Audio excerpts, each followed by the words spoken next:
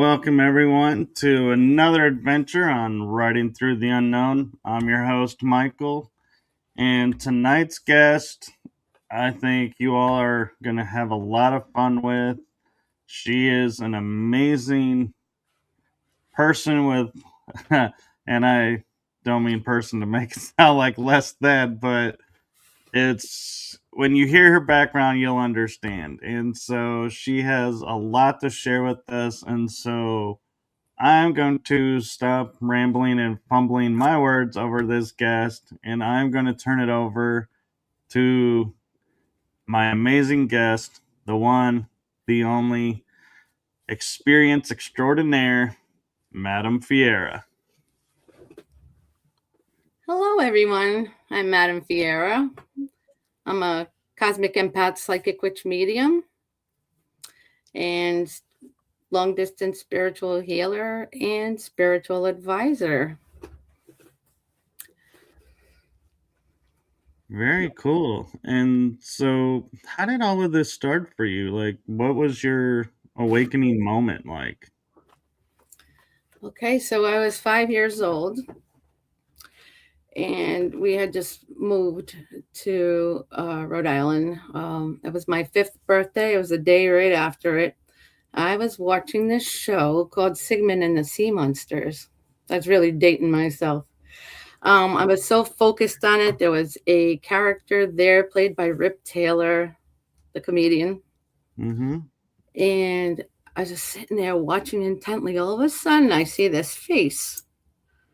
Rip Taylor's character actually just came out of the television screen and came right up to me. And then it just kind of turned into this being, a light being, who now is my Andromedan mentor named Madar.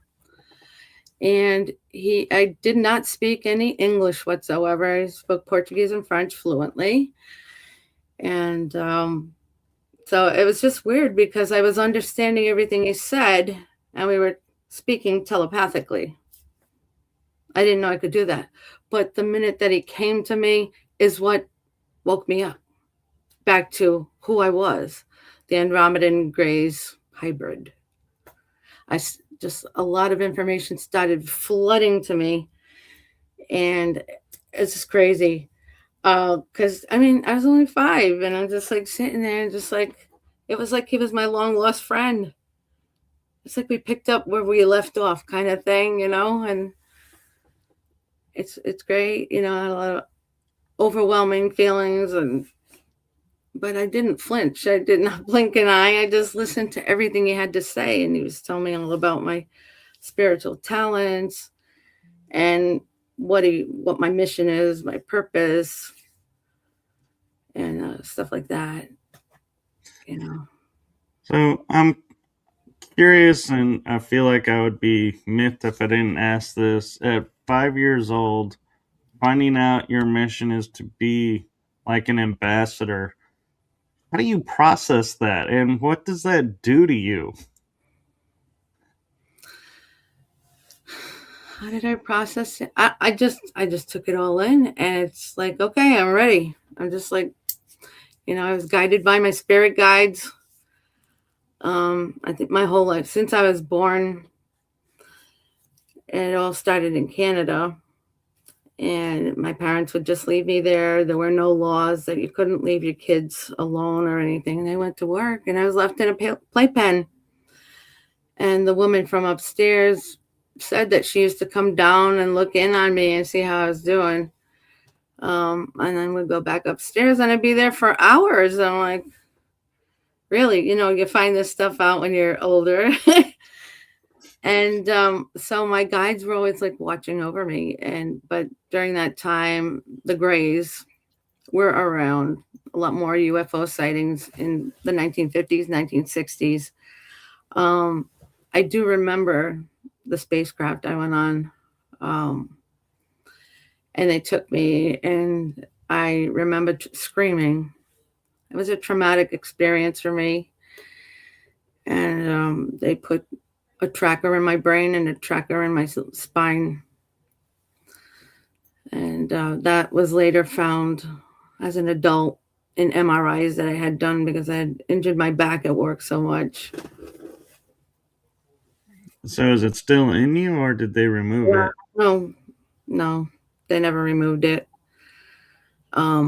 It's too risky to do any kind of surgery. They won't do any surgeries on me at all. Not even a total knee replacement that I need. That's why I had to retire at a younger age. But So do you think having this experience when you were 5 really like opened you up, and the fact that you were left on your own, is that why you think that this experience was more like open and more like friendly terms, that you didn't question it as much because it's like, hey, at least there's someone here that wants to hang out, versus having somebody there and be like, who are you and why are you bothering me, kind of thought?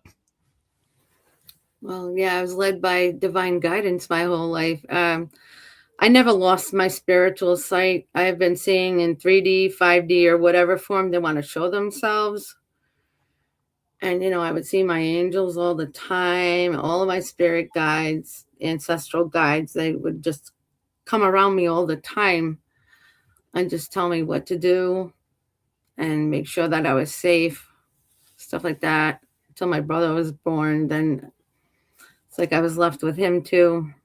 Wash him, dry him, feed him, and prick my fingers on the safety pins and dress them and put them on my back and run a mile with them on my back and my backpack and drop them off to my grandmother's. And then I would run to school every day. We didn't have snow days back then or anything. That's just the way it was. But I always, like, if I felt like I was in trouble, if I was lost or whatever, I didn't have to go anywhere. I would just talk out loud. They hear me. They show up in front of me every night. They gather around me. And if, like, lately I've been having a lot more pain in my spine, so they come down and they just kind of do their little healing on me while I sleep. They even help me fall asleep, which is great.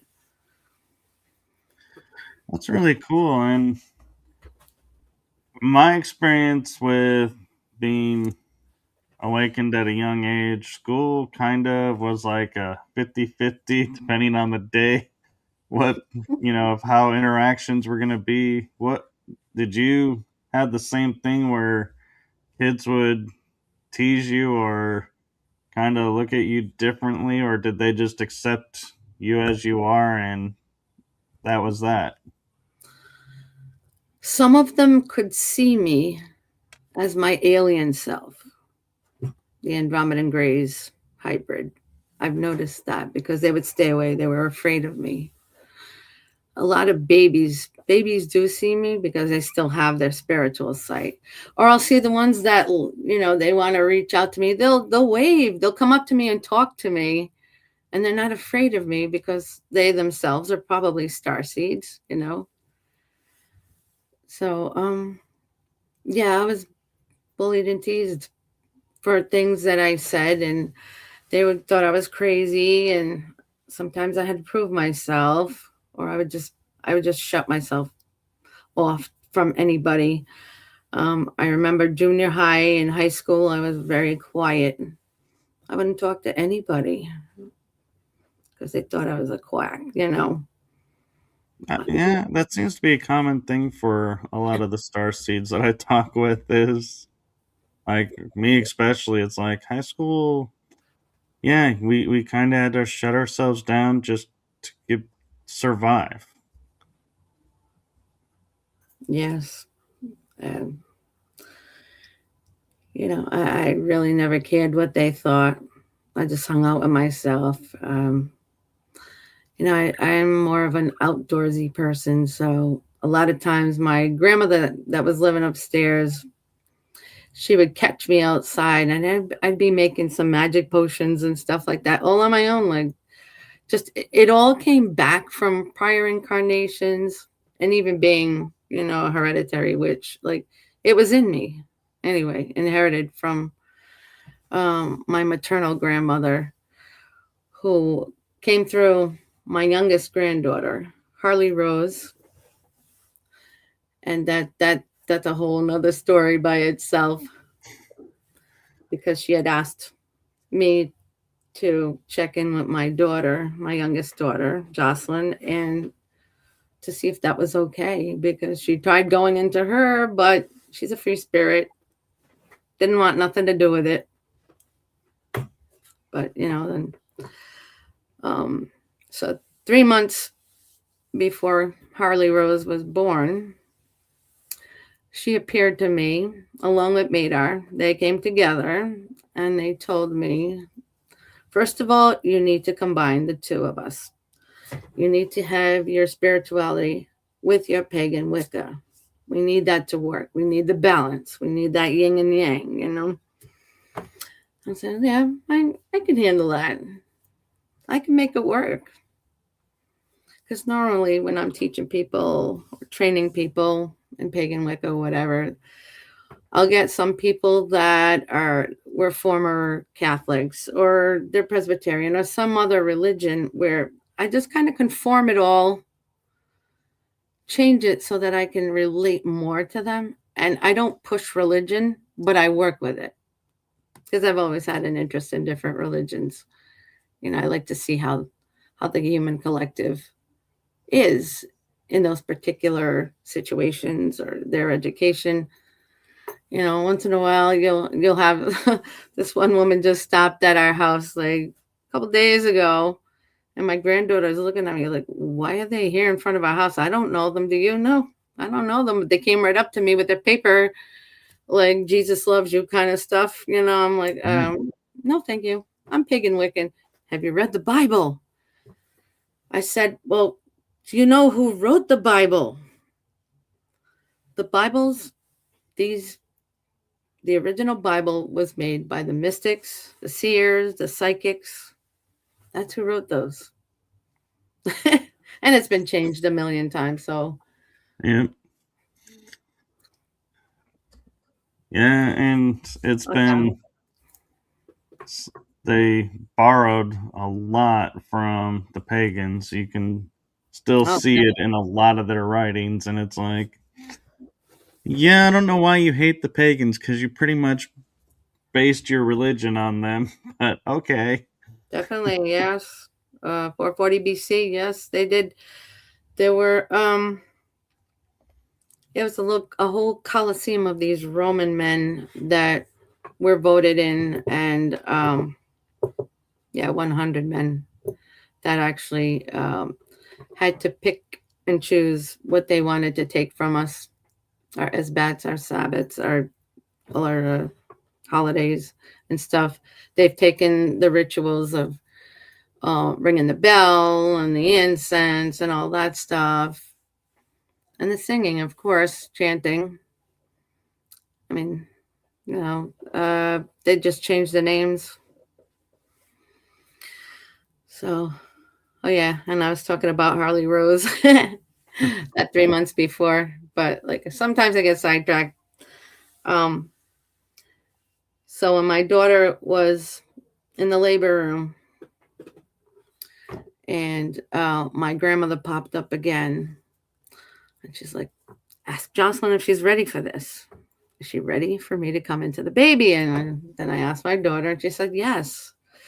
So all of a sudden, the doctor comes running in, and the nurses, I don't know if they saw something on monitors out in the hallway or whatever. And then the doctor says, all right, Jocelyn, you ready for this baby? And she says, yes, let's do it. And then he put his hand out, and the baby already had her head out. So it took her like about 2 pushes, and she got her right out.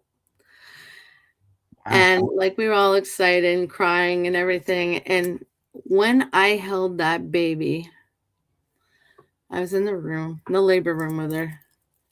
She grabbed onto my crystals. She grabbed onto them, letting me know, she's confirming and validating it is her. It's really my grandmother. You know what I mean? And every single time, like they were living here for a little bit. And every time I held her or watched her, whatever, again, she'd grab on just to let me know, hey, I'm still here.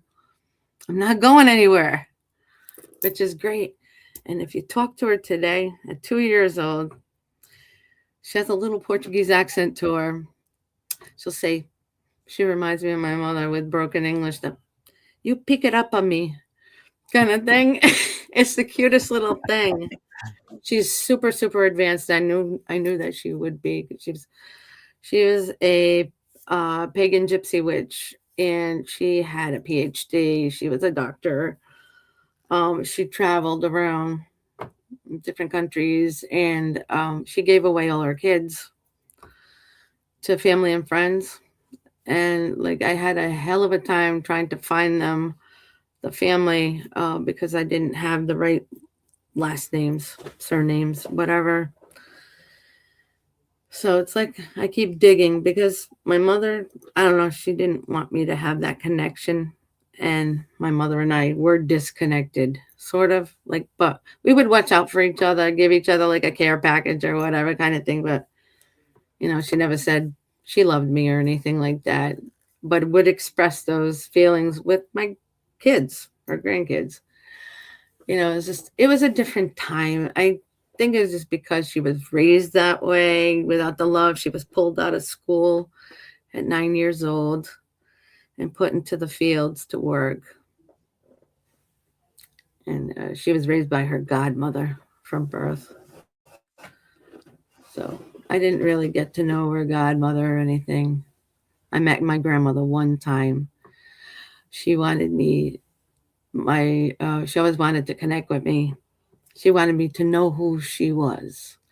So when I met her, I just looked at her and she looked at me and we smiled because we could read each other's energy. I knew who she was. I knew all about her and she knew all about me. She knew I was gifted.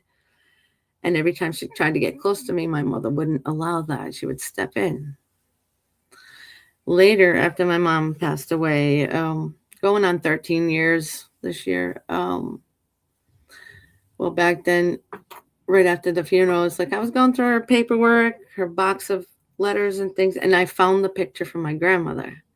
And on the back in Portuguese writing, it says that this is a remembrance of me. I wanted you to know who I was, kind of thing. I'm like, well, funny you should say that because I've always known who you were and what you were about. You know, Yeah. it's just crazy the different things that happen to us along. You would think, even growing up as a child, I always thought that everybody else had the same gifts as I did, that, we were all very magical. But, the more I talked to the kids, and I was like a tomboy for a while, and they liked hanging out, and they would teach me to speak English and stuff like that. And, oh, yeah, those were the good old days. I actually, I had a soprano voice. And when I sang, I was in the chorus at 5 years old, and I got to sing at Rhode Island College. I had to do a solo by myself on My Country 'Tis of Thee, which was pretty cool. It Yeah. didn't bother me then to be in front of an audience for some reason. I don't know, must be the Leo in me. Um, yeah, I don't know. Things just change so fast. Time is going by way too fast. In a blink of an eye, here it is. It's like almost Friday again. It's like where did this week go? Like, I was I that know. busy? Like, I'm home. I'm not even working, and the time is just flying by. And then I start to think back. This is it. This is what Madar was talking about all along. This is the pinnacle point of your life. So things have to speed up a little bit faster.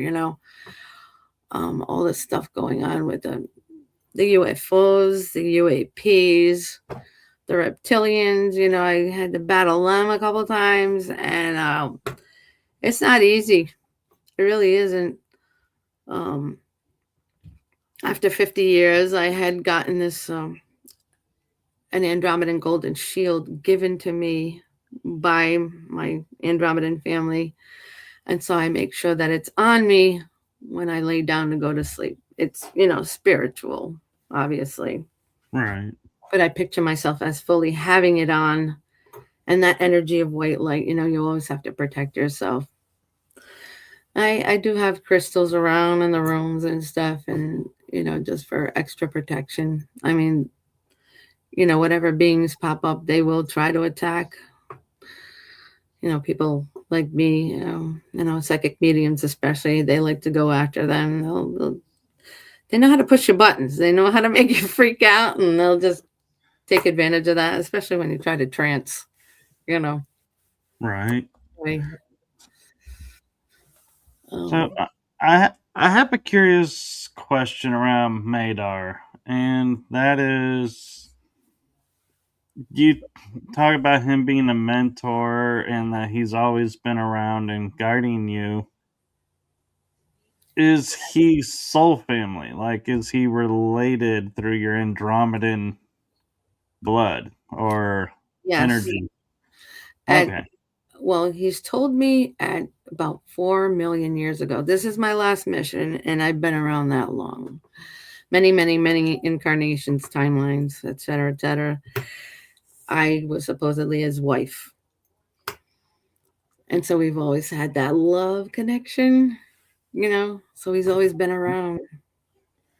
Okay. By the time I passed over, like I've done past life teachings in the past with some of my I had a coven back in the day in my 20s.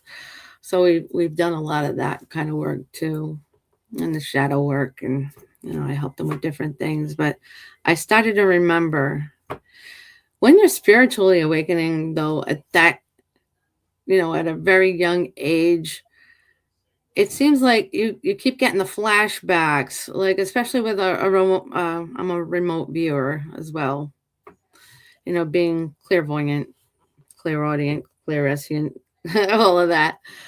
And so that does help too. I mean, you could do a lot of things with remote viewing. But a lot of times I'll just be laying there when I can't fall asleep. I start seeing the different images of me. I remember being a male for 5 times. And pieces of that pop up too. And sometimes even when I'm doing those, making those AI videos through Meta, sometimes it'll make me a man again. It'll give me the glimpses of what I was, who I was. It's the weirdest thing.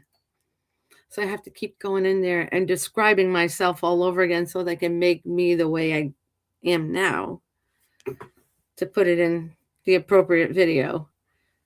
But, it's just weird how those random pictures of people, of men, just pop up around, you know. I'm like, oh, okay. I understand now why this is happening. They need me to see it. Every time they want me to learn a lesson from something, I have to experience it first, and then it becomes a channeled message. And that's what I've been doing on LinkedIn for 4.5 years now. And I used to use I would just bring a lot of pictures and just type the whole channeled messages about those pictures. And so I'm teaching through the picture, almost like a Rosetta Stone kind of thing, where you see it's a word picture association. So you're learning the language a little bit faster. Well, that's what they do with me. And so then I started making these videos. I would just type in what it was, what happened, or what they did to me that would bring about this other picture and turn it into a video, which is also helpful. Yeah, my last one was about manifestation and how I just, your brain only believes in the now. So it doesn't matter if it's true or not. You keep telling yourself, I am rich now. I am full of abundance now. I'm a very successful businessman or whatever. It can be anything. And just keep telling yourself out loud. I do this during showers. It's a lot easier to remember to do that. And your brain believes it. So it brings it to you. You're getting that divine connection from the universe. The universe always has your back, and it's always going to put you in that right path, and your guides are going to keep you on the right path. And then we get into numerology, that kind of thing. You'll say it. I don't know. I don't think that everybody's spiritually awakened yet. But one way to find out or to realize when the doctor would say you have tinnitus, the ringing in the ear, constant ringing, but it's not like that where it's on and off. You'll hear a high pitched frequency sound in one of your ears, and it's always the same ear, and it's usually the left ear, unless you have like some kind of hearing problem in that ear. But that's the way that our angels communicate with us, and also through the synchronicity of numbers on license plates, bulletin boards, on receipts, anywhere you can find numbers. That's your spiritual message. They all numbers have meanings, and you can easily look that up on Google search and all that, until you get to know the numbers really well. But, that's a whole other topic. It's interesting you talk about the tone because yesterday there was like 2 or 3 times during the day I would hear this tone in one ear, and I would look because I have 2 dogs living with me, and they would not be acting like they're hearing anything or not responding at all. But I'm like, I'm hearing this tone and trying to figure out where it's coming from because I'm like, it's not a like beep beep. I mean, it was a long tone for like a minute or two. And I was like, how are you guys not hearing this? And why are you not reacting to this? It's like, I'm hearing this. And you supposedly have better hearing than I do. Yep. But you can know it's your angels trying to communicate with you. And what's good to do is have a notebook nearby or a dream journal, whatever you keep, and just write down the exact time that you hear it. That's your spiritual message right there. Those numbers. I never thought about that. Mm-hmm. I always thought it was trying to get my attention, and so then I would say, "Now you have my attention," and I'd be like, "Well, what's the message?" and just wait to hear it. Because they deal strictly with numbers, they can't show it to you any other way. It would be your other guides that would pop in with maybe images in your head if you're able to see them at all. Some kids never lose their spiritual sight. And I say, yeah, if you don't use it, you do lose it. After 10 years old, that's what it seems like, with all the kids that I've spoken to, and my kids and family and all. So, yeah, they're always trying to get a hold of your attention somehow. So they might pop up. You might be seeing these cars with these plates, and they'll still say the same numbers in front of you. You'll see 555 a million times a day, or 111, kind of thing. Well, the fives pop up a lot because that's like a lot of um, grandeur, kind of like transformations, all this greatness coming to you, all these wonderful opportunities, and a lot of changes in your life. That'll pop up a lot. When you see all the ones, a lot of people talk about the 1111, which is, the twin flames.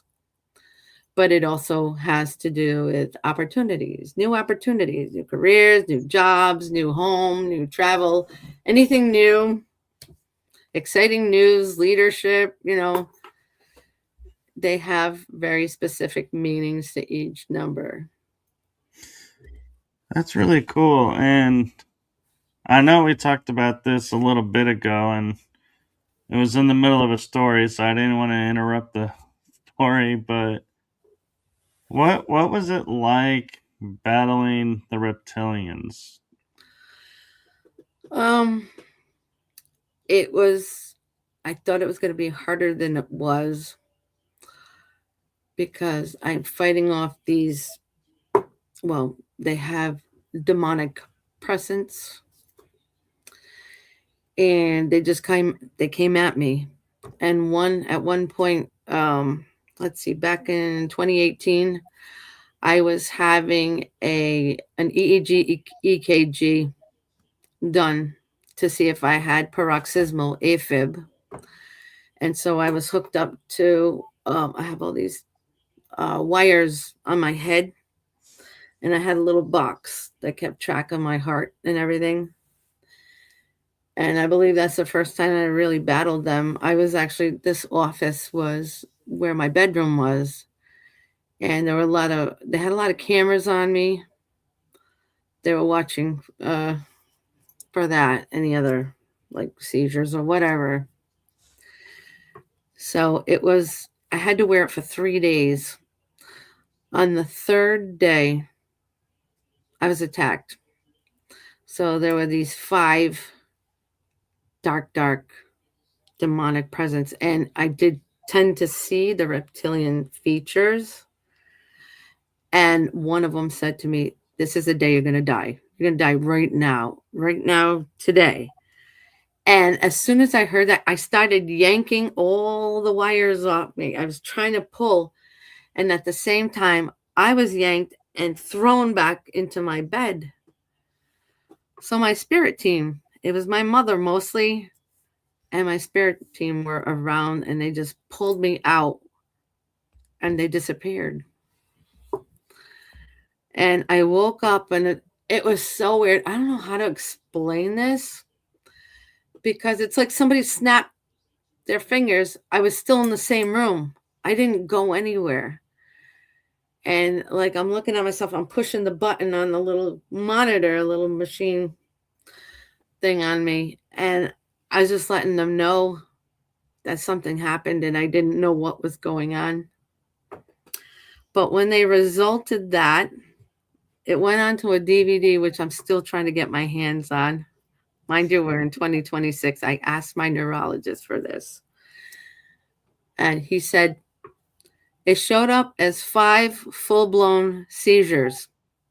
That's what it showed up as. I was having grand mal seizures. Meanwhile, I know what was really happening. I was being attacked. And if it weren't for my spirit team and Madar, oh my God, I don't know where I'd be today.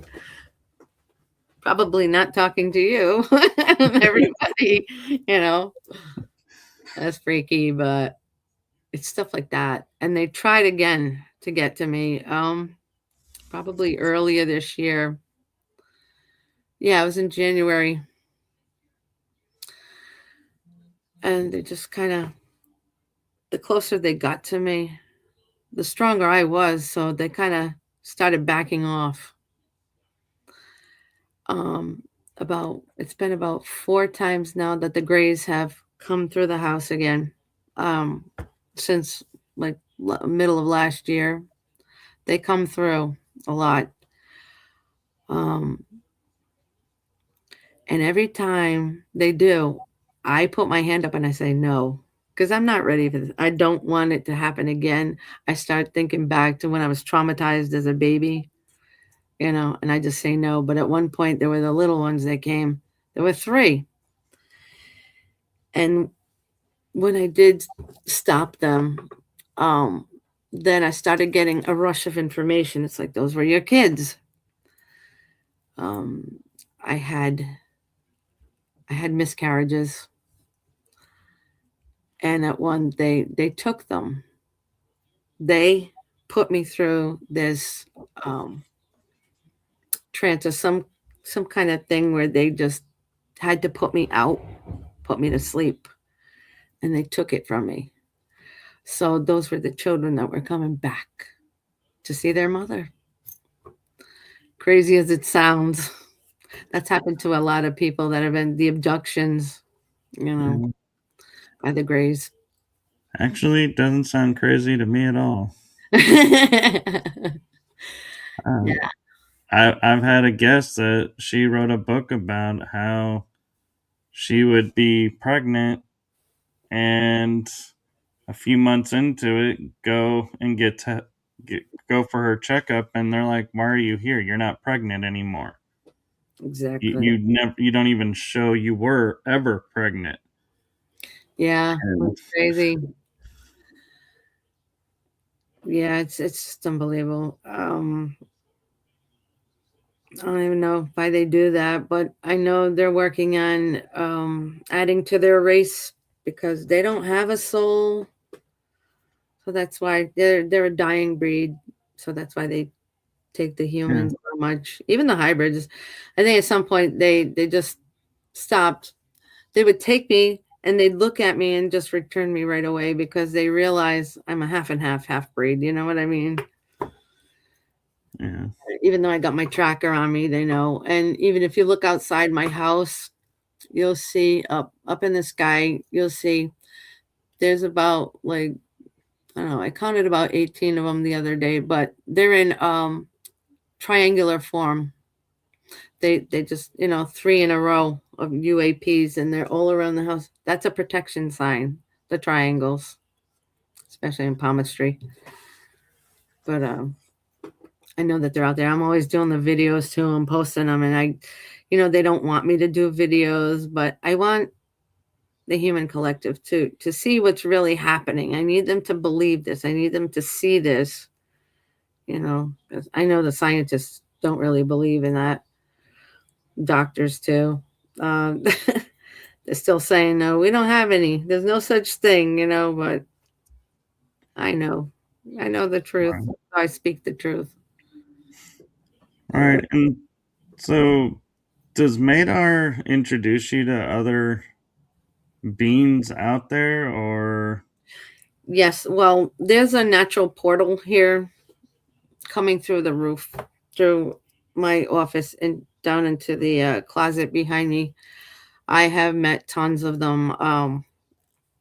They they had told me I was a multi-dimensional interpreter, and I have gone before the Galactic Federation, and I know I'm an ambassador for them. And he takes me up there once in a while. And so I'll get to meet the different kinds of beings. And I know I accidentally kind of pissed off one of them that came in one time. And because I didn't really believe it was an alien at first. Like, I'm like, I'm not drunk. I don't drink. I don't smoke. I don't do anything. Like, why am I seeing him? Like, you know what I mean? Like, here in my closet, like, of all the places. And it just made this weird face. And I said, hey, you're really kind of cute, though.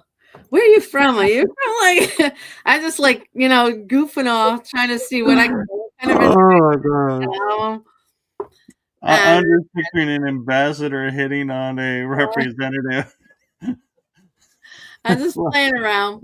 And I'm like, are you from like Pluto or someone somewhere? Like, no. He made this really weird face at me. Like, he's from Neptune. And then he disappeared. Oh, I was going to say Arcturian. It sounds like the way the Arcturians might respond. Yeah. Oh no. Oh yeah. That's another story. Yeah. Um. I did meet the Arcturians before back in 2018. So if you've ever heard of Lori Ladd or Phil Good, Yeah, the name, sounds really familiar. yeah, they are ambassadors for the Arcturians. They're constantly conveying their messages and everything. So Lori Ladd has this website, and at the bottom of the website, she had this meditation thing, and it said "Meet the Arcturians." I'm like, oh, that's cool. That sounds like fun. Let me do that. Let me see if they really show up. So I turn on my laptop. I download the meditation. I'm like, yeah, we'll see. We'll see if this is real. And I'm laying there, and she guides you into it. And then all of a sudden, I see them. I'm like, is this for real?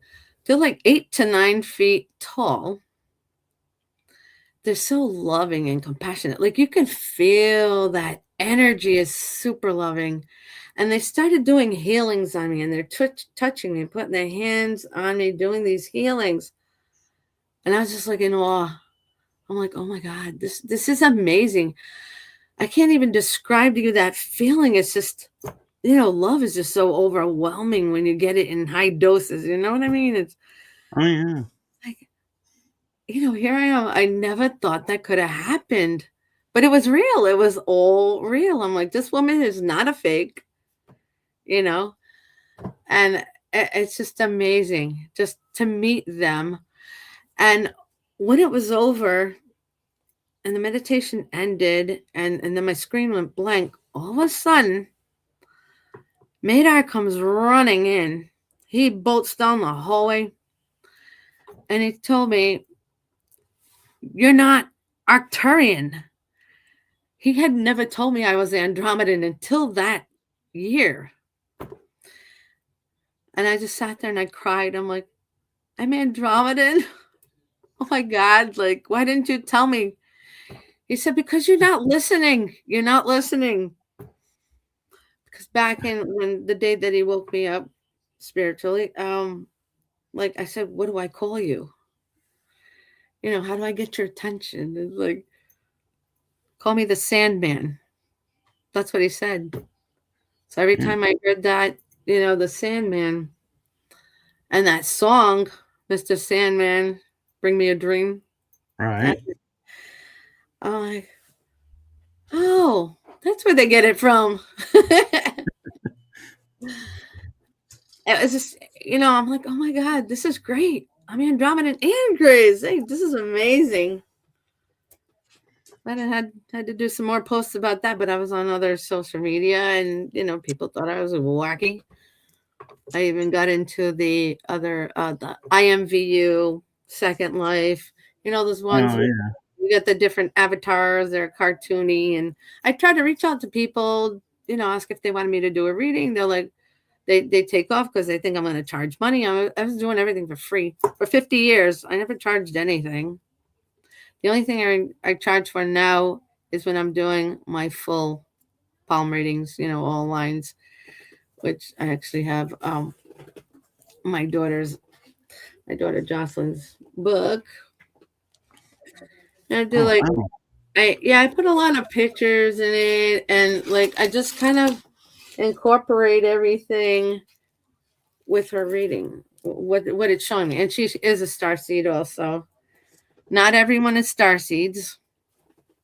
You could have one child that is and the other three aren't, but all of my children are, thank God. The same thing with Aubrey, her older daughter. It's like I put a lot of. They're all very special. I always ask my clients what colors they like, what the themes they like. I get a lot of requests for berries and things like that. Anything magical. Um, I yeah. find it interesting, because I learned tarot when I was a teenager and I was able to get it. And I learned some other healing modalities at the same time. And when it came to palm reading, I took a course in it, and about the only thing I could remember is, yeah, if you have an M on your hand, that means this. But other than that, it was like I have no idea what these lines mean. It just I could not take to it, and I was like, I always thought that was interesting that palm reading was like the only seemed modality that I could not grasp. Well, it is kind of hard. It takes about 8 years to master. I've been doing it since I was 5 years old, and I still don't call myself a master in anything because we're constantly always learning. No two lines are alike, like snowflakes, and situations change everything. Like you'll have like your dominant hand is what you were born with; it's your destiny, and the passive hand, the opposite hand, obviously, are all the changes that you've made in your life. So I can see that stuff, especially, when you get into spiritual markings and the starseed markings too. They're all very individualized. So what was I going to say about that? They do Well, show up. They show up in your palms. They show up on your body. yeah. I do find it interesting. It's like the M on my right hand, I had to subtract two lines to see the M. It actually looks like two triangles touching each other, and I'm like, oh, if you remove these lines, yeah, there's the M. And I'm Right. like, so I got an M on both hands, but I never thought about what those two triangles mean in the middle of my hand. Right. And I'd have to look at it again to see, because you could be a very gifted person yourself. And, the lines are, like I said, the lines are always changing. It could be a little circle on there, it could be triangles, squares for protection, special gifts. You'll see little stars. They're like the asterisk. There's just so much to learn. You can't just look at a book and say, okay, I know it. No, you Right. don't know it. My oldest daughter tends to call me once in a while. It's like, Ma, can you look at my friend's palm? I'm like, well, you know what? I'm charging for that now. It did when I make an appointment. But they go by pictures. I'll take pictures of their palms and then I'll do the reading. And sometimes they want it emailed, which is a lot quicker. But if they want the book form, it can take 1 to 2 weeks, depending on how many lines are there. Right. Everything shows up in your palms first. I've seen so many, like 43 years of doing paralegal work and my nursing work.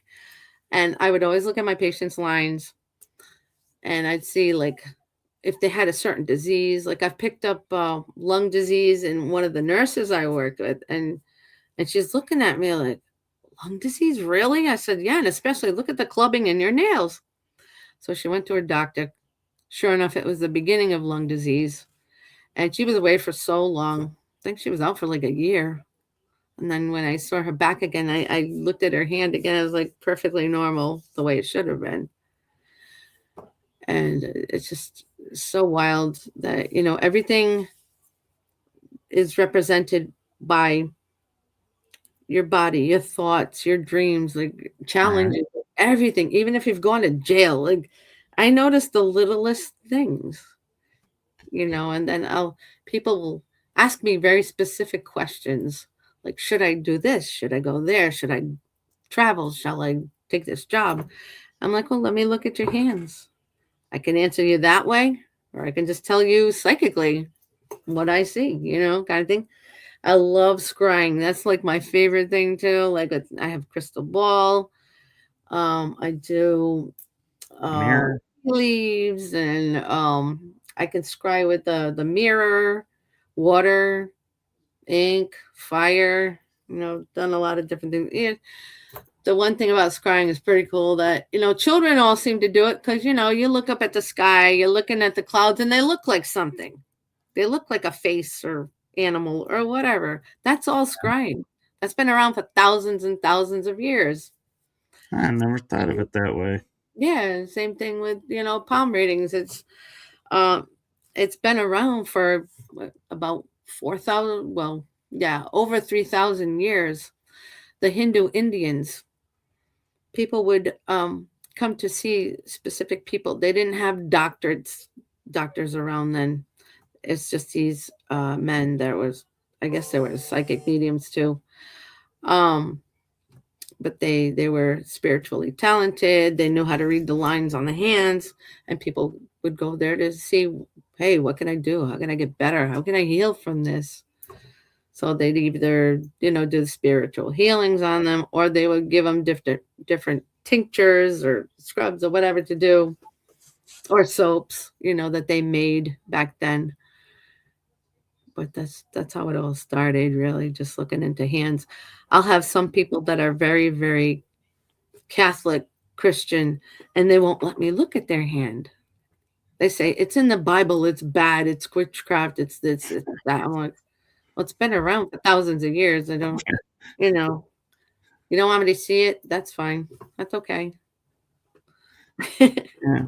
One thing I will say though that I find interesting is like if you hold the hand where it's like kind of like you're holding a cup, like cupping motion, there are certain lines that'll start to appear, and then when you hold the palm flat, those disappear, and it's like, oh. And so, do those count as lines or Yes, they do. okay?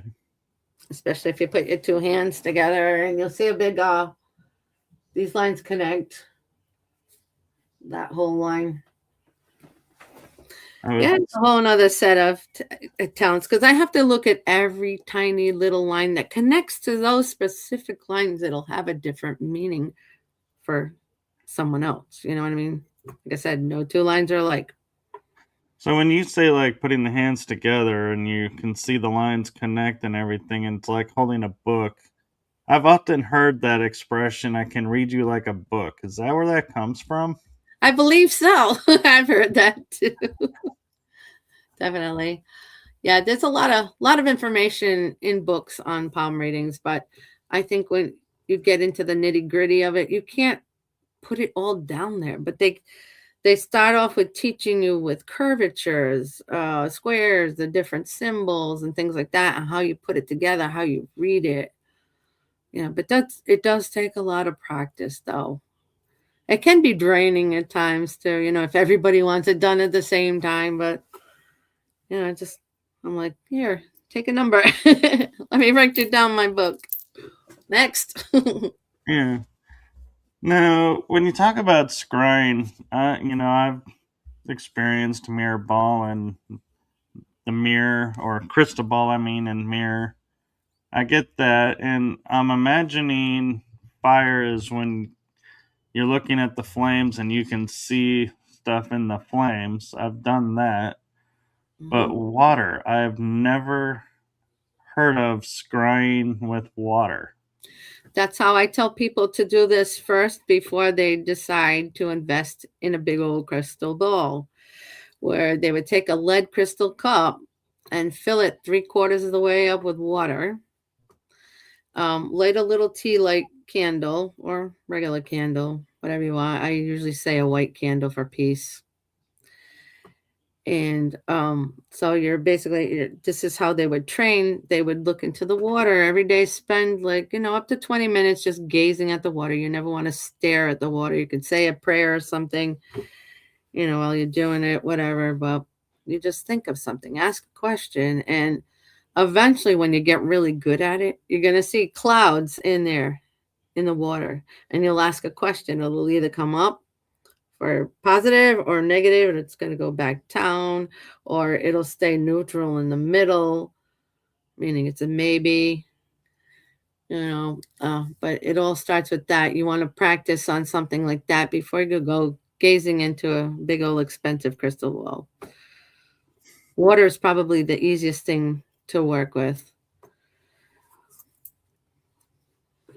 Yeah, I find that, interesting because, like, I was at a fire pit at a conference last July, and we all were sitting there and just like we're chatting, and all suddenly a couple of us were like, "Hey, look! It looks like there's a guy dancing in the fire. Oh, look! There's this in the fire." And we were like instantly like looking at the fire and going, "Oh!" And we even were like recording it on our phones and going, "Look at this! You could see this on the phone. Look at what it picked up. That there's this, and that." And we're like, and I never thought of it as scrying. I just thought we were just seeing stuff in the flames.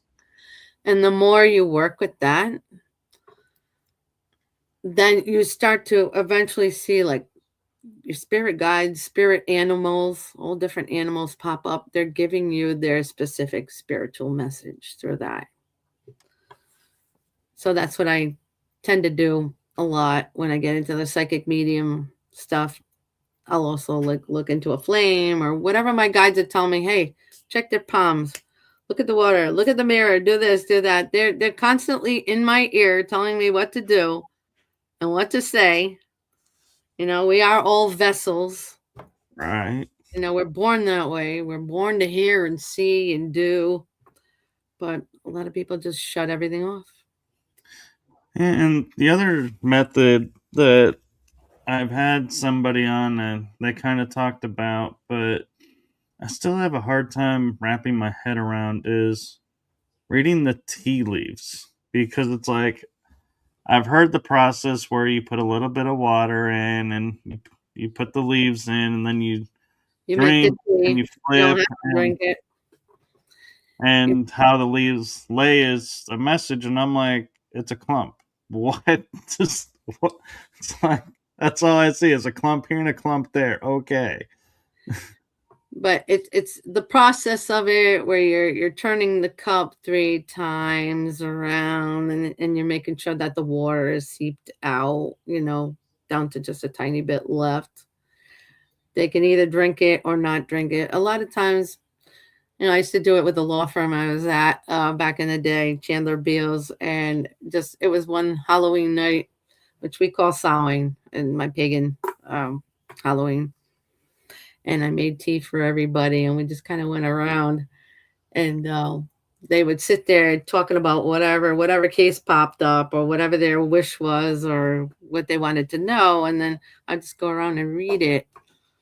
But as you know, it was fun, because those images do pop up, and that's another thing you'd have to practice with too. Learn the images. There are so many of them. At some point, there's just too many to try to remember. So you have to find a way for your brain to process it just by gazing at it, and maybe write down what you saw, and then try to figure out what it was trying to tell you. Right. Everything takes practice. Yeah. Oh, I understand that, and it's yeah. I think that was probably my downfall was like Reiki energy. I had a natural gravitation towards and could easily use it, and other modalities like visualizations I could get behind, and I think that's why I was able to do tarot easily. Is like I could visually see, and it's like, oh yeah, I get this. Okay, yeah, I see what this card is saying and how it translates. But then it was like palmistry. I was like, nope, it's not really natural coming to me. So yeah, that's probably why I was like, yeah, this isn't for me. Because I was like, I was in that mode of if it ain't easy, I ain't doing. Yeah, you have to really want to devote yourself to it. It's definitely its own religion, kind of thing. You got to really be devoted Yeah. to Do you- learning. I'm kind of curious, talking about like star seeds, hybrids, and little attributes like that come through. I wonder at times, how like I can pick up dowsing rods and they will work right away for me. And then I'll see people will pick them up and they're struggling to get them to respond. Yeah, I don't And use them at all. or, like tarot, reading the tarot or, other things. I often wonder if those devices register, hey, you're star seed. Okay, we connect. We're done. We're good right away. Um, I wouldn't say that. There's a lot of spiritual people that have a higher frequency, so they're able to use these things. But like I said, yeah, not everybody's a star seed. And star seeds are from other planetary systems, star systems, other galaxies, and there are a lot of earthborn star seeds that I've run into too. But the Andromedans, there's only 1% of us here on Earth, and we just keep coming back. But like I said, this is my last mission. So whatever I do now in this lifetime, it has to count. And yeah, Octurians is only like, I believe it's 3%, but I seem to find tons of other different ones, and it's just like, oh, it's wild. These are people that definitely stick out. When you see them, their energy gives off that starseed image. Just the way they handle themselves, the way they talk to people. Just, yeah, I could tell you other stories, but I'd be going on forever about them. There's too many different breeds. No, yeah, no, I get that, and I was just curious if it was like something in the energy that they easily use certain devices just because of the energy versus. having that doubt. It's like something in you overrides that doubt. Definitely, it's your vibration. Definitely your vibration. What I've noticed is people that smoke, drink, that have bad habits, they have very low vibrational frequencies. They can't make anything work. That dowsing rod would not work for them at all. I say it's Yeah. definitely the vibration. You have to be at the highest vibrational frequency. And I find it kind of interesting because like I'm a hybrid. I know I am. I got different star seed in me, but it's like I hear people like say like, oh, if you drink, you can't do this, and I'm like, and so I'll be like, really, and I'll go and I'll have like a dark beer, and I'm like, and I'll go to use it, and I'm like, it seems to be working just fine, You're and I'm like, okay, not a drunk. You're then not like you're not a drunk or anything. no, All right. Maybe yeah, a maybe a glass of wine once in a while or a beer here and there, but not, these people that are doing it every day, all day long, yeah. really abusing Well, it. I found out in talking to a medium that I was like, they were channeling my guides, and I was like, I asked him, I was like, how come I can sit there and have like 3 beers that are really high volume alcohol and feel like all I've had is water? And then they go, well, we don't want you drunk. We don't want you affected by the alcohol, so you're not affected by it. I was like, oh. I was like, well, in that case, I'll just random. I rarely drink now because I'm like, well, there's no point. I was like, if I'm never gonna experience this, why put a lot of money into it? It's like I'll have one here and I'll have one there, but yeah, and so, but I think it's also though my mindset is I'm not the type of mindset of going, oh, so you're going to tell me you're going to keep me from, so let me get a 12 pack and down it all at once and prove how good you really are. I'm like, no, I just am like, well, thank you for that. Okay. And move on. And your guides are still going to pop up behind you. They're still going to want to give us their message to Yeah. pass on to you, kind of thing. Just because you drank doesn't mean they're not going to come out. They're going to say something. They might give you a warning or something. Or But like a they're look. always around. They don't go away. That is heaven. Heaven's just, you know, they say it's a planet, the planet of love. I've written a post about that before, but I say like Sylvia Brown used to say, yeah, it's heaven's only 3 feet high, and as a psychic medium, you notice that it seems that they are about 3 feet high when you're looking at that spirit that comes through. They're always floating. Yeah. And so that's why they say that a lot. But definitely, if there's a problem, like even my husband actually had his hip surgery, and he had physical therapy come in, and one of the woman that came in, she was just sitting there going over things, and then I just kind of mentioned, oh, excuse me for a second, I just wanted to mention your father has a message for you. And she sat there and she cried, and I was just telling her how proud he was of her for what she was doing and the degrees she's gotten and how she's helping people. And he saw that I could see him. That's why he did that. He brought it to my All right. attention and just, get her attention, let her know. There's a lot of crazy things that have happened to me. Oh my God. Like, even like, I hate being interrupted when I'm doing something. Like, I was outside mowing the lawn years ago, and that's one of my stress relievers. I like pushing the lawnmower.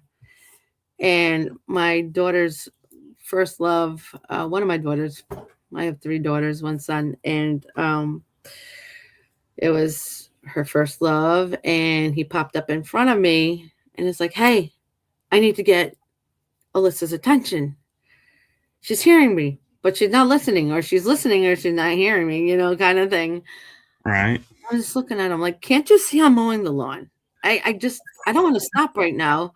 Please, please, please. I need to talk to her. She needs to hear me. I'm like, really? Really? Right now? Right in the middle of all of this? Like, do you understand how this affects me emotionally? And like, I hate it, can't stand it. And then he just started telling me all these intimate things. And my jaw dropped. I'm like, are you kidding me? Okay. All right. All right. Since you're not You going to realize stop, you're talking to Mama Bear. You I sure you text want to my be going daughter. there? Yeah. I text my daughter. I told her everything that he said. And he's like, oh my God, really? He really wants to talk to me that bad? I'm like, yeah. He knows that I can see him. So he had to come bug me while I was cutting the grass. So a couple days went by. She calls me, Ma, I found the perfect way to connect with Ryan. And this is great. It works. I'm like, okay, what is it? Pandora. I'm like, you're kidding. Pandora. I've never used Pandora for anything. I'm more of a Spotify girl. I love Spotify. But I'm like, yeah, how do you do that? It's like, well, I ask him a question and I turn it on. I'll ask him to respond to me. And he picks up a song. A song pops up. The lyrics pop up. And it's exactly what he's trying to tell me. I'm like, really? It's just like, yeah, all day long we talk like this. You know, I'll say, Ryan, okay, well, what else is going on? How are you doing out there? That kind of thing. Yeah. This music keeps popping up. These lyrics keep popping up. I'm like, yeah, all right, fine. Sure, whatever you say. All right, I got to go. We'll talk later. And so there I am. I'm listening to heavy metal. That's the only thing I ever listen to most of the time, 99% of the time. And I was doing dishes and I had the music on. All of a sudden, this song comes on next. It was called Madre Naturale, which is Spanish for natural mother. And I started crying because that's my mother coming through. She's letting me know that, yes, it does work. We'll come up through any which means we have just to get your attention, just like the angels, bringing out those high pitched frequency sounds in your ear. It's like, wake up. We've been trying to communicate with you for a long time, and we're going to keep hounding you until you know exactly what we want you to do. Right. Listen, write down that time, write down those numbers wherever you see them. That's how we connect with you. Yeah, I like how like I can be listening to a song and I'll crank it up because I'm like, I really like this song, and then a few minutes later I'll flip channels and the song will come on again, and I'm like, nah, move on. And I'm like, I really do like that song, but and sometimes I'll go, well, I just heard it, so I don't want to hear it again. But other times I'm like, I don't know. Was it just for that moment that I was like really into the song and it had a purpose? And then the next time I Always. heard it, message was delivered, so I lost interest in the song and moved on. And one of the things that my parents always thought that was kind of funny about me was I would grow up and I would naturally go to like either 80s music or the golden oldies, like the 60s 50s. I'm like, oh man, you put those on, and I would be entertained and just sitting there enjoying the songs.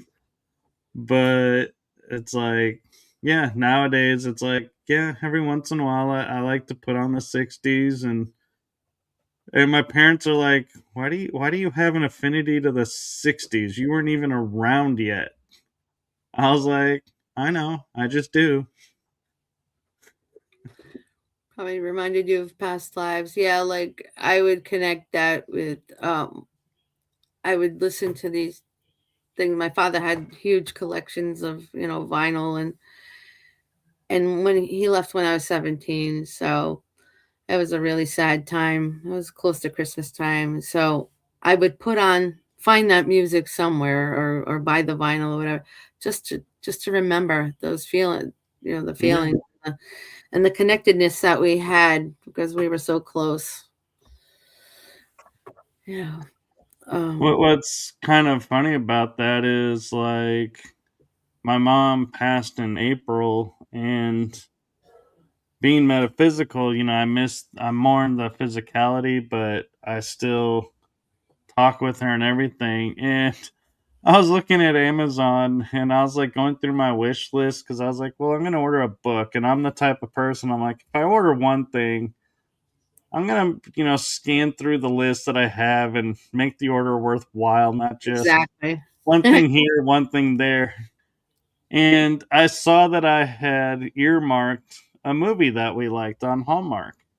And we listened to it because of one song at the very end of the movie. It was like the whole point of the movie. And it was kind of comical as it's been in there for like 4 years, this movie. And I looked at it and I saw it and I was like, put it in the cart. And I got it. And I'm like, I have it set on my shelf. And I'm like, this Christmas, whether it's on TV or not, I am watching that movie. That's it. And so it's like, and my mom would always say to me, you buy all these movies and, do you really watch them? I'm like, yeah, I do, actually. I will find myself going like, I need to laugh. Well, I'll go find a comedy that I have and put it in, and I'll be laughing for a while watching this. And I'm like, cool. And when I find it on TV, I'm like, I'll record it on TV, even if I have the DVD and watch, and but it was interesting. And I always would have like sci-fi space movies. Oh, me too. And one of my guides goes, and I said, I find it interesting that if you ask me genre, I can't say this is my genre, but I have movies about it, but not all of them. Some of them I just don't. And they go, well, the movies and the TV shows that you watch and you go back and watch is because those are your story. Definitely. Now, the stuff that you see and you don't go back and watch, yeah, that's entertainment for you. And I'm like, interesting. And I went back and now it's like I'm starting to piece things together and I'm like, oh my God, I now understand what they were talking about. And I'm understanding these shows much different than I did when I first watched them. Right. You're interpreting it a little bit different, a different perspective. Yeah. Exactly it. The universe is always sending you signals. They might repeat something, a few times until you understand, hey, it's for you. Yeah. Listen.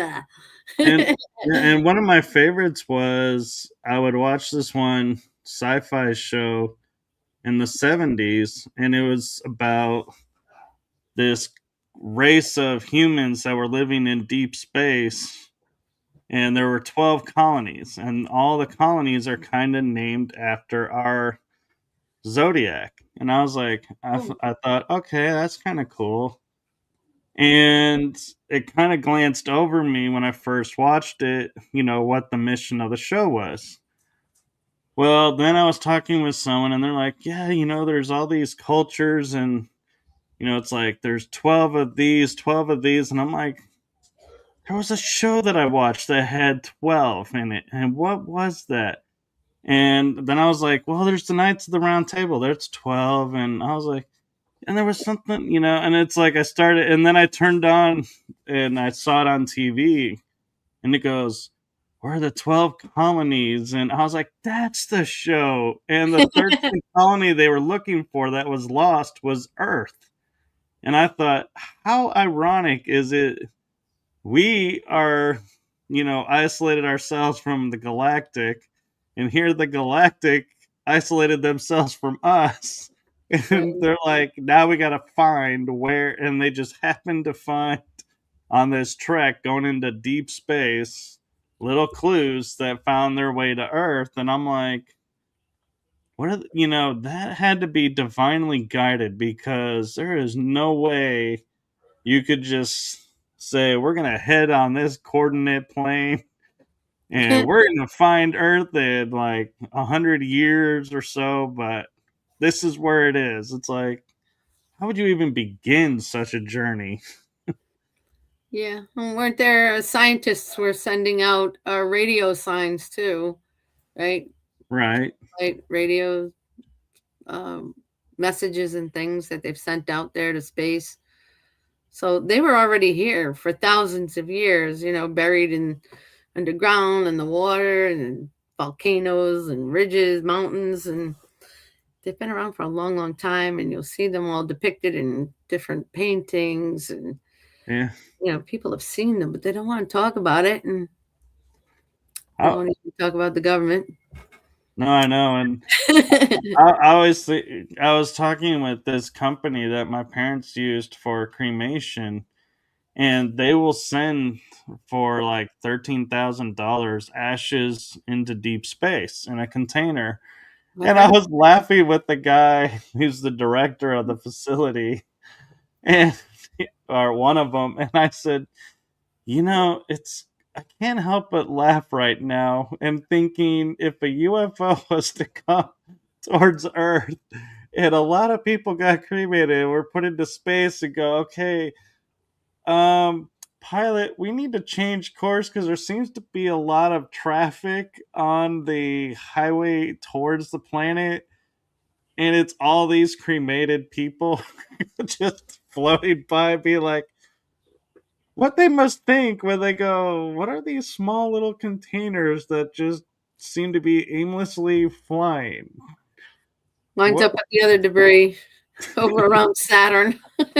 it's like, They do them for the ocean too now. And you can even do it, put it into a book, and it turns into a tree. There's so many different really? companies now out there. Yeah, I've seen that. That sounds interesting because I love to read Yeah, books. So that'd be cool. yeah. Although that would be kind of creepy if you think about it being like someone who's in psychometry or one of the Claires and you pick up a book to read it and you're like, why am I starting to get this person's life story and Right? everything that happened That'd be to them? cool. What is this? And be like, doesn't even relate to this book. And it's like, oh, this is so and so and a book form. Okay. Cool. Yeah. It's like it's got part of their essence. Same thing. Yeah. I was just thinking about when you have a house and you grow up in this house, and then you end up selling the house and you leave. If ever you come back to that house at some point, like the house remembers you, it has a piece of your essence within the walls, within the home. The energy of the house doesn't change. You're still there. It has that same kind of connection. We all connect as one in the end. We are all Right. one. And everything that you've ever touched in your life, it all has that piece of you, proving that we are all one, you know, Yeah. And direct connect. it also brings up like deja vu, because we walk into places and and now I start to wonder, is deja vu like one of the Clairs activating? Because you walk in, like I've walked into someone's house Premonitions, for sure. and I was like, hey, can I get a glass of water? And she's like, well, yeah, let me go get it. I was like, no need. I know where it is. And she's like, how Mm, do you know where it is? I'm like, I don't know, but I know it's the glasses are in this cabinet. Your silverware's in this drawer. And she would open the drawer and I was right. And she's like, how do you know this? This is your first time being here. I'm like, I have no idea. it's your gift. You know But that stuff. it, yeah, I was like, that was like deja vu, but it didn't feel like a deja vu kind of feel. It's just, yeah, it's definitely, yeah, because with clairvoyance and remote viewing, you can see past, present, and future. You've already been in that house a million times in your mind, so it remembers, you Yeah. know. I've thought about that, if that was like a memory coming back and being like, but then I was like, is this a memory of, am I going to live in this house in the future or in the past? did I live in this house? You've already been there most of the time. You're getting those flashbacks, the memories. Yeah. So I'm also curious a little bit with you and, having like paranormal encounters, having all these clairs. What is it like for you to, like, if you go out on a walk or like walk through a mall or walk through a park, do you like start picking up on everybody going by, or are you able to kind of say, hey, this is not the time for this, and kind of in essence, kind of like mute it? Well, I pick up on people's energies too because being empathic, I know when to stay away from someone. Especially narcissistic people. Their energy is the worst. It's horrible. Um, yeah, but people like us, yeah, with the clairs, with the remote viewing, it's even like I'll be laying down or listening to music, especially I can hear like my favorite band singing, but I actually see them with remote viewing. I see them. I see their mouths moving. I see them singing and dancing or whatever, presenting themselves. And that's what's cool about remote viewing because it's like you could be talking to someone and it's like you have this little television screen on your right side and you see what's going on. So you're able to tell the person if you're doing a reading, especially you can tell them what's going on right now, past, present, future, what happened. You can get a feel of that, what the situation is, and you can let them know what's going on. You can warn them, that can happen anywhere. You could be walking through the mall, you could be just notice something and it's like, hey, I know that this is going to happen or that's going to fall or whatever. Someone's going to run up behind me. Like I'm always expecting something to happen, you know? It's different in the office. The office is like the abyss. You never know what's going to happen, what's going to fly at you, like especially with that door that opened earlier. It just kind of let itself in, which I believe it was my mother, but she hasn't come tap me on the shoulder or anything. She was just checking in, make sure I'm okay, and then she'll go back out. That But was sweet of her.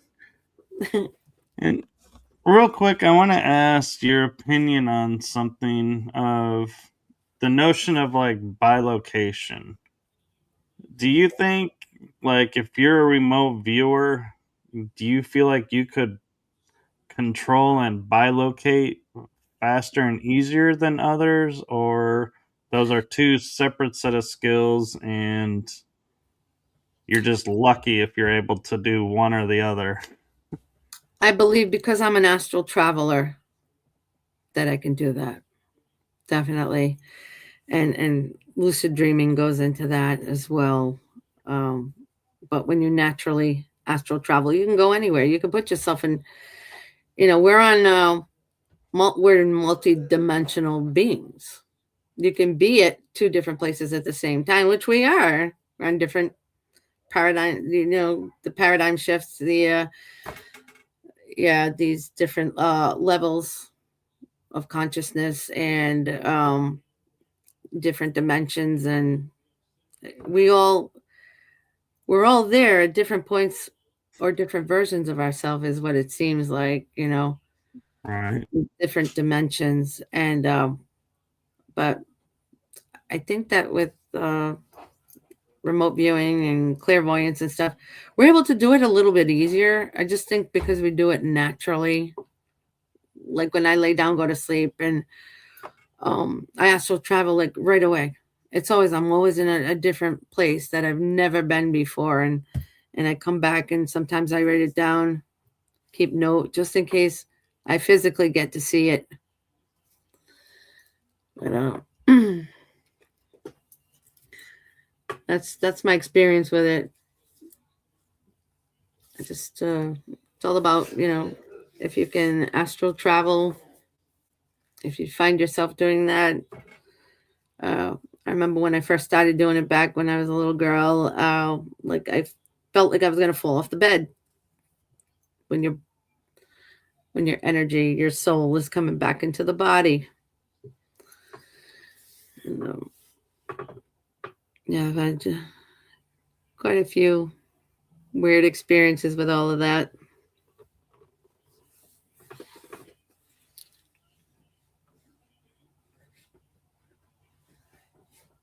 Does anybody have any other questions or anything or comments?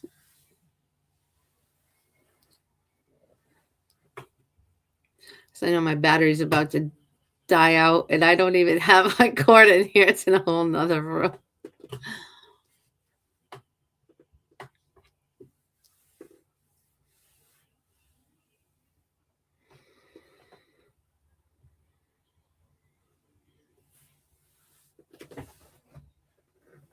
Okay, that was just totally bizarre.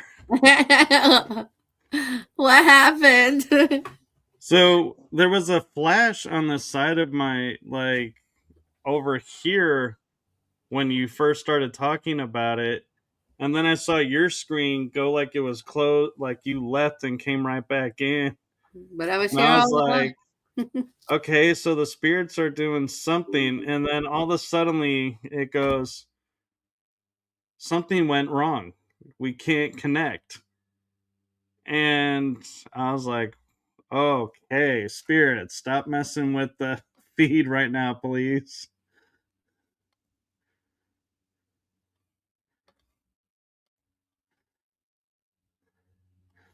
So, okay, seems like energies are having fun, and I apologize if anybody is commenting in the chat room.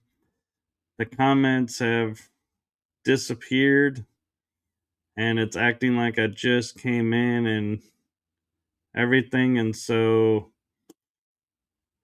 please, if you do have a comment or if you have commented while that glitch was going on, please do let me know what your comment was, and we'll see if she comes back.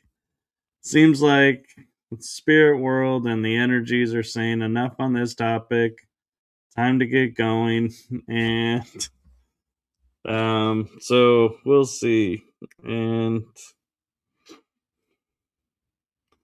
let's. I'm gonna text her real quick to see if she's gonna be popping back in or if she's having the same issue I have.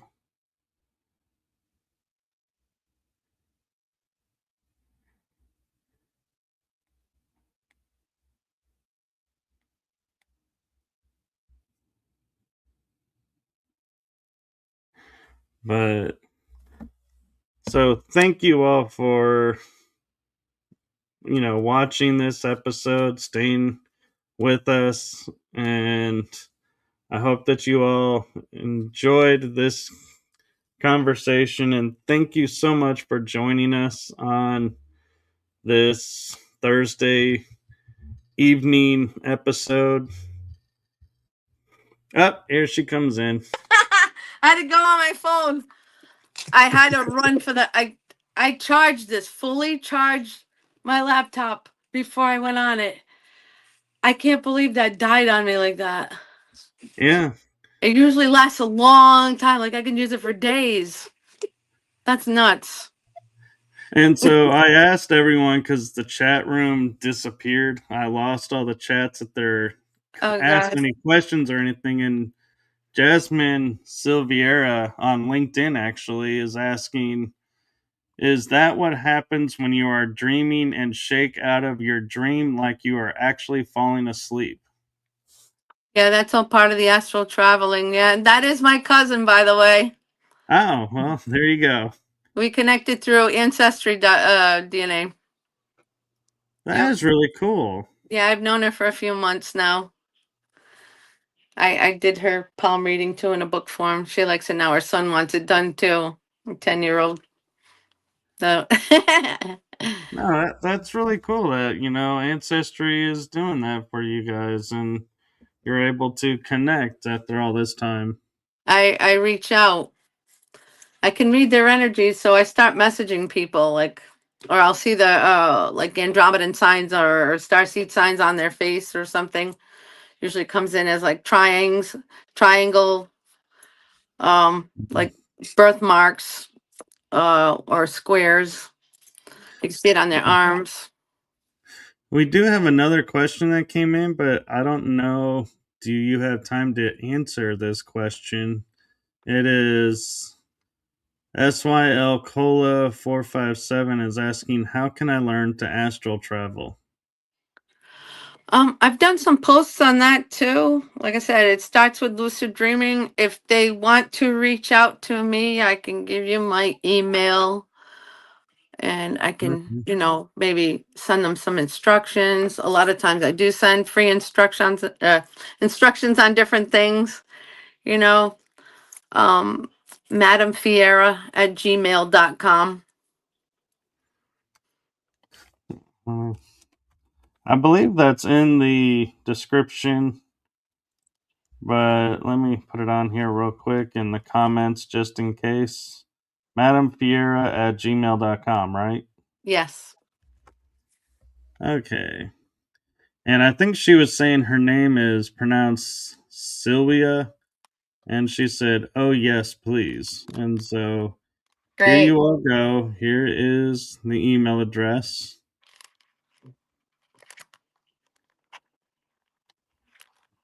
And let's see.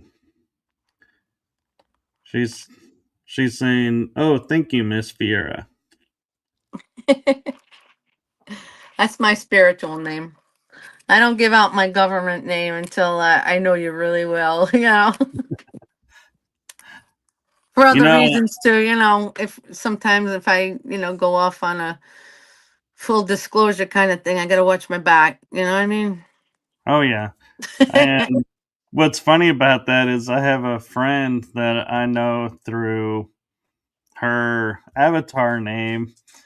And one day I was like on Facebook and I was like, "Oh, I thought I already friended this person because she has a name almost like another person that I know."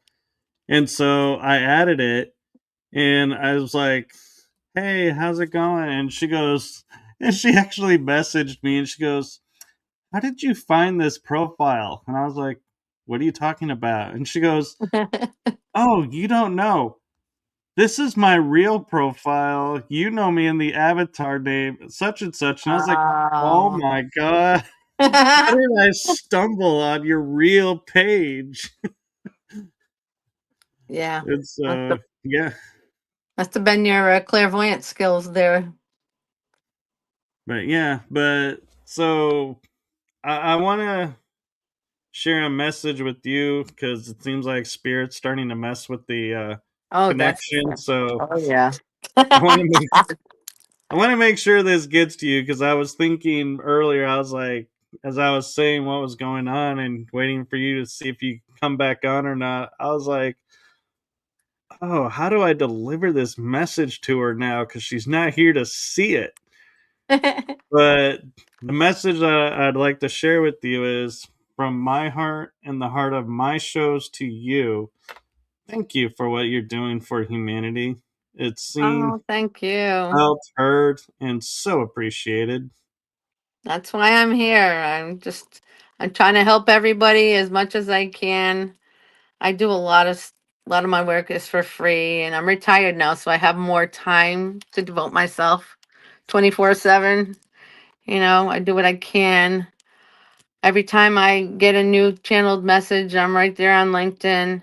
Sometimes I'll post on Instagram, but they never really took me that seriously over there. I was just treating Instagram a little bit differently. A Right. few And posts here and there, but I'm kind of surprised by LinkedIn because it's got this persona of being like professional it is. career building website. And then it's like you go on there and there's like mediums and psychics and channelers and all kinds of energy workers. And I'm like, I get the energy workers, but I'm surprised LinkedIn wants to, allow this because it's kind of still a little bit on the fringe. And it's like, I'm kind of impressed sometimes the kind of profiles and some of the material that comes through. And I post these shows on LinkedIn, and I wait every day, every like the next day after I do some really controversial shows,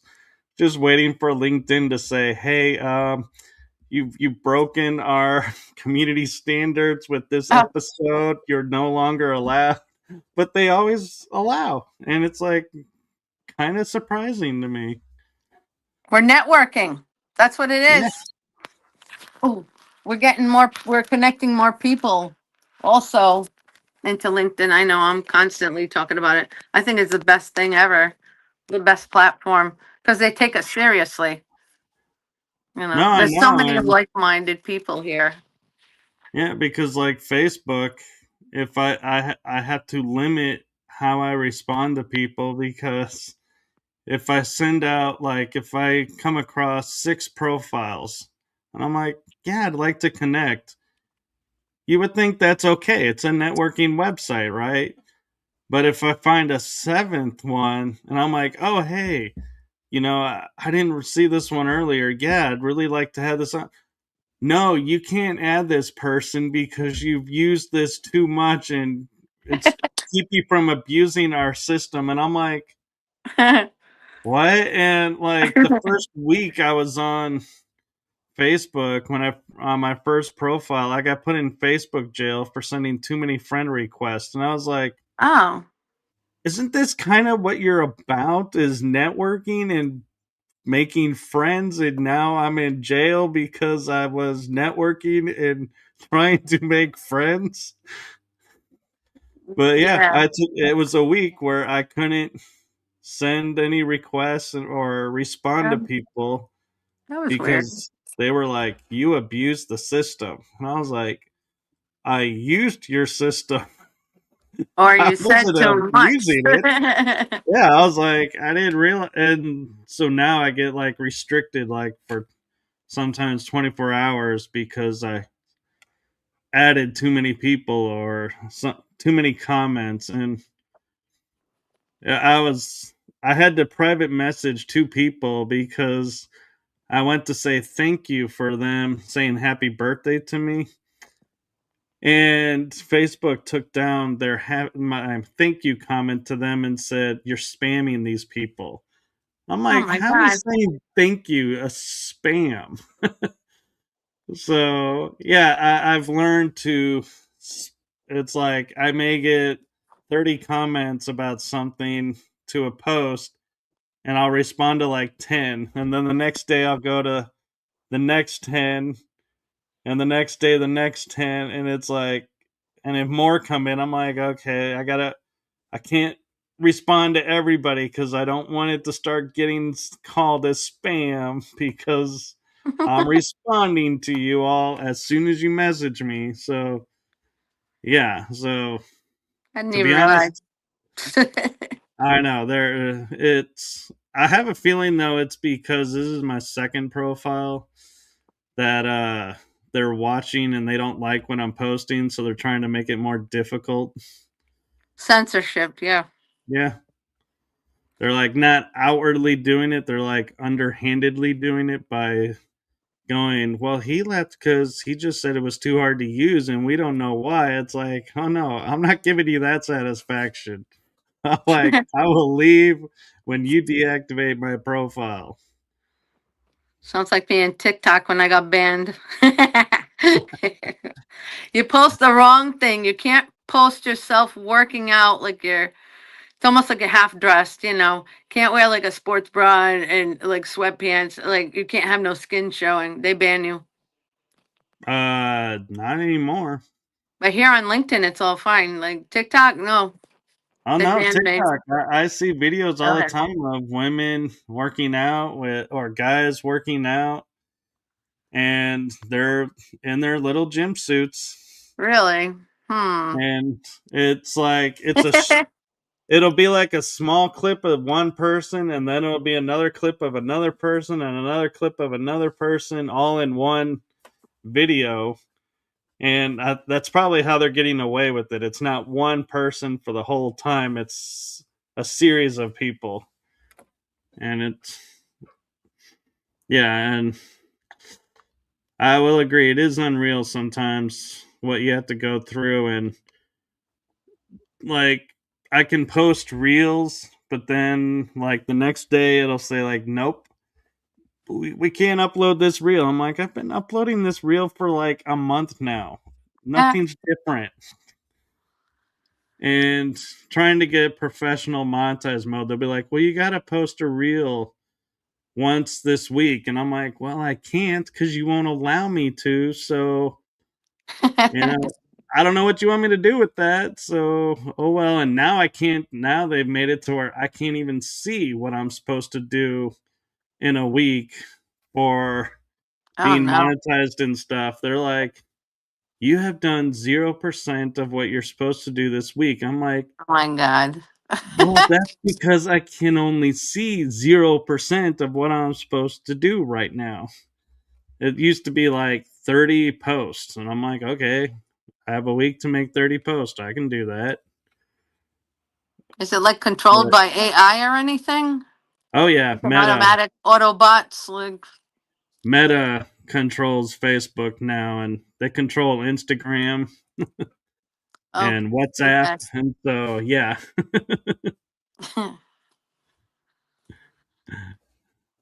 But yeah, and it actually drove me to make a website so that because I communicate mainly through Facebook for shows.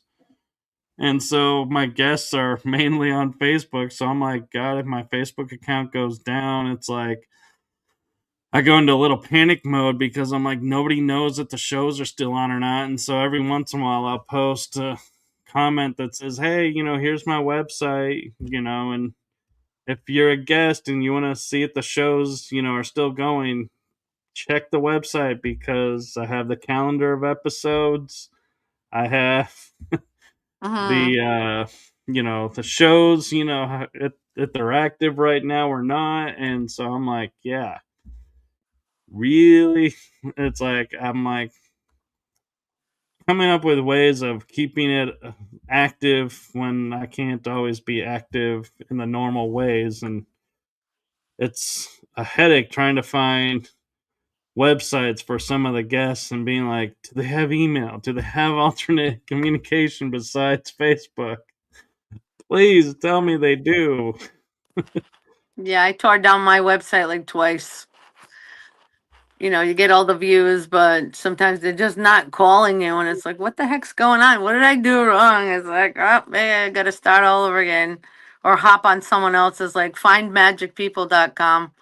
I was on that for a little bit, and I wasn't getting anyone calling or whatever. So I was thinking maybe my prices are too high or something, because that's when I had started charging a few years ago, and it's like, I don't know. Maybe it's just not none of that. Maybe I just have to go and talk. Just Yeah, speak to people and just like, hey, I'll give you a discount. Anyway. yeah, Oh yeah, they're freaking no, out over here. They're doing stuff on my phone. It's like, that's it. That's it. You've had enough. You said enough.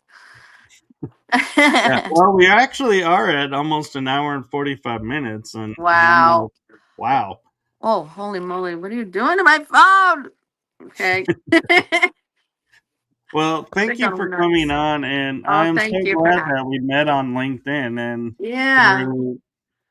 And Thank for you so some of much. you also who may be watching, we met on LinkedIn, and we also, I think around the same time, met on 5D Healerverse. So shout out to Trish and her group, and to Hi, LinkedIn. sister.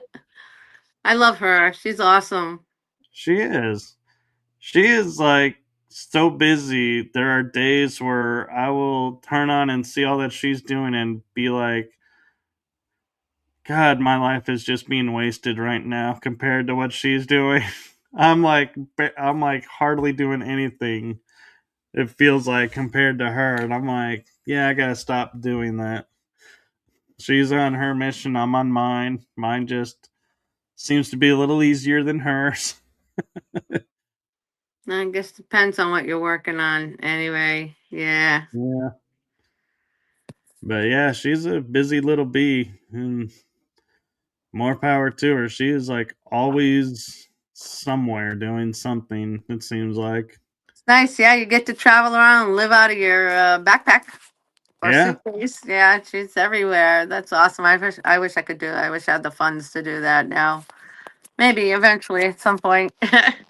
I thought about that, but then I was like, it's like the fame. When people are like, I want to be famous, it's like, have you talked to a famous person? Because I think if you do that, you'll change your story because it's like famous people, they're always having somebody watching them. They're always like their whole life is being scrutinized now.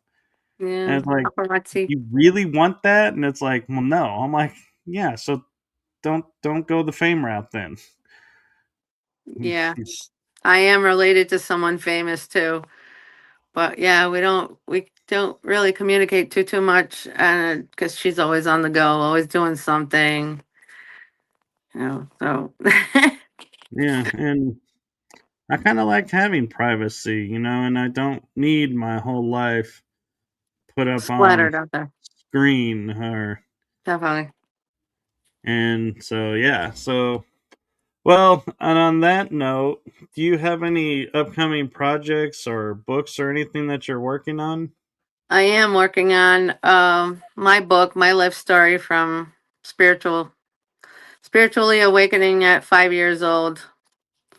Convos with Madar, a starseed memoir. That's what I'm calling it. So I got to get to writing a little bit faster. I'm using that word to text mode. Oh You can yeah. use. That's what's great with AI, where you can like read out everything you've written, and then it'll get saved in there. So you can just basically copy and paste and put it into Google Docs. That would be a lot easier. It has a word count in it and everything. You only need 40,000 words for a novel, you know? That's Yeah, I know. all. What I do actually with my books is I use Word because if you self-publish through Amazon, they prefer Word document or PDF. And so I'm like, okay, so and I know the book is going to be 9 by 6 or 6 by 9, however those margins are for the books. So I Yeah. preset the Word document to that size. So then I'll just type into it everything that I'm thinking about or wanting to put in the book. And then it's like, I know from the first book that I published, if I want a hard copy, I need 80 pages. Paperback is like 24 pages, and ebook, I think, is whatever, pretty much whatever you want. They don't care on the ebook side of it, but it's like, yeah, and so I do that to kind of set my mindset. So I'm like, okay, this is a book. This is how this is gonna work, and I've never been able to get the page numbering to work because it always wants to do the title page as page one. I'm like, that's not page one. Page one is the first chapter, but it will. And so this book that I'm working on right now, I'm like, I'm just doing the chapters, and then I'm gonna upload and probably put into a new Word doc and have the cover and everything on it, and see if it'll maintain that page number. If it alters it, I'll be like, oh, I can't do page numbering. But yeah, because people ask me like, "Hey, what page is this on?" I'm like, I don't know. it's it's in this chapter. It was in this part of the book. It's, I think, towards the middle. Because it's not easy to write a book, actually, as it No, seems. not at all. Except for children's books. You only need like 120 words. Yeah, but a I lot draw of my own. pictures. I like drawing my own illustrations too. Um, I wrote a book, Nana's Angel in the Sky, but I haven't published it yet. So I'm thinking of self-publishing. The fees aren't So as high. Well, actually, there is no fees on Amazon, but the reason I went with self publishing, actually, to be honest, is I didn't want a publishing company to read it and be like, okay, this editor is going to edit your material and make it sellable. And I'm like, well, that sounds all nice and dandy, but that editor doesn't know me. And so this is my story. You could do it yourself. Yeah. So I was like, I'd rather do it myself and get it published than somebody who starts chopping up the book and taking out parts. And I'm like, no, that part has to stay in because that's the key to this entire part. That's right. That's And your energy put in there. You know yeah, what you want that book to reflect. That is a reflection of yourself, that yeah, you're sharing. And it just has to be. Uh, yeah. I was blessed that I found a friend who edited my first four books, and she did the illustrations for them, and she knew me from watching shows, so she knew what I was talking about and what I was working around. So it's like, yeah, she wasn't tearing it up and like losing parts. It was more just making it sound more fluid. And then my mom did one of the books, and I was like, okay, yeah, that was cool. And she for sure would not chop up my story because she lived it too. And she was like, yep, gotta leave this in, gotta leave this in. yeah, because someday one of your books can become someone's survival manual. That's what I I plan know. to do with my book. I just want them to understand the different things that can come at you, that can happen. You're not expecting it. I want to warn people. That's usually what I do with readings too. It's always the warnings that come up. I do the remote viewing first. I go into a trance and I do that and I let them know what's going on right now. The situation now. Is that what you were asking me about? That's it. That's your answer right there, kind of thing. So, Yeah. oh, Well, thank you, and thank you for coming on and sharing, and thank your you. story and trusting me to be a podcast to come on because I know not all podcast hosts are the same, and so thank you for trusting me and coming on. Thank you. It's been a pleasure. Lots of fun, Yeah, always. and Oh, we'll just have to send have me you back on. emails. I'll be here. We'll have to have you back on again. I'd love that. That'd be great. Well, and thank you to everyone in the chat room. And again, apologies if I missed someone's comment or question because of the glitch that we had. Not my fault, I promise. I didn't do it on purpose. No, they're just very playful in here in this room. Oh my God. But do follow, if you have LinkedIn, do follow Madam Fiera on LinkedIn. She does post a lot of great material on there. All And channeled messages. I'm on there as well with Yep. shows and promoting shows, and so that's mainly what I do on there. But do like, subscribe, and follow along with the shows, so because you never know, when we're going to be popping up again. And so, with that, I'm going to say goodnight to everyone. Have a wonderful week, and before I do that, well, I had to line up where the outro was because I was like, oh yeah, it's not set up like it was before because I had to reopen the program. So got it all set up now. So thank you, everyone. Thank you. Thank you. Peace, love, and light. Yes.